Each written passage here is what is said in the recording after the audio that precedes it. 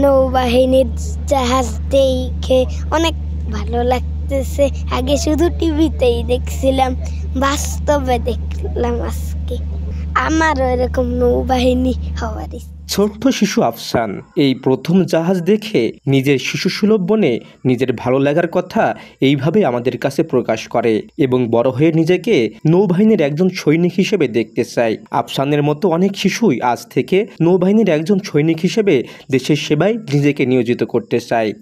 এখানে আমি নেভিদের অনেক যুদ্ধের সামগ্রী এবং ডাইভিং স্যুট, তারা কিভাবে একটি জাহাজে বেঁচে থাকে সেরকম বিভিন্ন জিনিসপত্র দেখলাম এবং এটি দেখে আমার খুবই ভালো লেগেছে যে তারা আমাদের দেশের জন্য অনেক কিছু করে এবং আমি তাদের জন্য গর্বিত। আমি বড় হয়ে তাদের মতো নেভি অফিসার হতে চাই, যাতে এই দেশকে আমি রক্ষা করতে পারি এবং এই দেশের সেবা করতে পারি। জাতীয় সশস্ত্র দিবস 2024 উপলক্ষে বাংলাদেশ নৌবাহিনী সারা দেশে 6টি স্থানে তাদের যুদ্ধজাহাজ জনসাধারণের পরিদর্শনের জন্য উন্মুক্ত করে। তারই ধারাবাহিকতায় দুপুর 2টা থেকে সূর্যাস্ত পর্যন্ত খুলনা BIWTA লঞ্চ টার্মিনালে বানৌজা শহীদ আখতার উদ্দিন যুদ্ধজাহাজ পরিদর্শন করা হয়। শিশু থেকে শুরু করে বৃদ্ধ সব বয়সের মানুষই স্বতঃস্ফূর্তভাবে এই জাহাজ দেখতে আসে। আসতে নৌবাহিনীর একটা জাহাজ আছে হিসাবে ভালো মন্দ ভিতরে দেখলাম আর কি সুন্দর। আমাদের জাহাজ আসছে, এটা সুন্দর জাহাজ। আমি এই প্রোগ্রামটা বাংলাদেশ নেভির যে অফিসিয়াল পেজ ওখান থেকে জানতে পেরেছি। এখানে এসে অনেক কিছুই দেখলাম, অনেক ভালো লাগছে।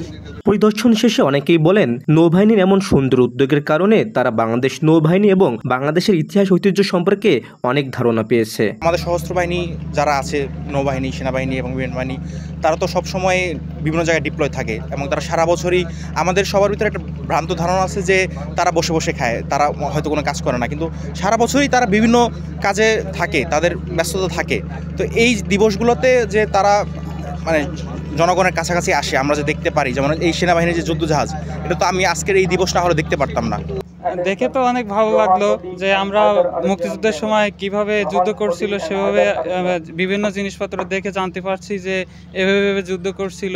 এরকম এত সুন্দর একটা উপস্থাপনা আমাদের সবার সামনে যদি উপস্থাপনা করা যায় তাহলে মানুষ এই সম্পর্কে আরো অনেক অভিজ্ঞ হতে পারবে। Shafayet Hossain Shaon, voice of tiger.